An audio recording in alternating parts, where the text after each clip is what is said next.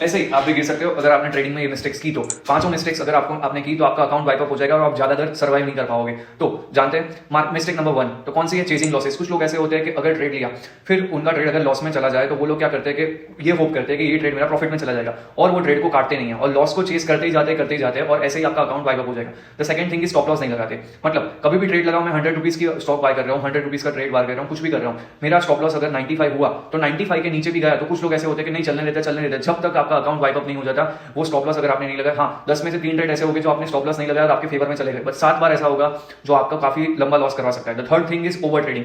आप एक रूल बना दो कि मुझे दिन में सिर्फ 3 ट्रेड लेने हैं, मुझे दिन में सिर्फ 5 ट्रेड लेने हैं। अगर भले ये 3 ट्रेड प्रॉफिट में जाए फिर भी मैं कट कर दूंगा, 4th ट्रेड नहीं लूंगा, मेरी स्ट्रेटेजी बन रही है फिर भी मैं नहीं लूंगा। अगर मेरे तीनों ट्रेड लॉस में जा रहे हैं फिर भी मैं ट्रेडिंग बंद कर दूंगा। अगर मैंने ओवर ट्रेडिंग कंट्रोल नहीं की तो मेरा अकाउंट वाइप अप हो जाएगा।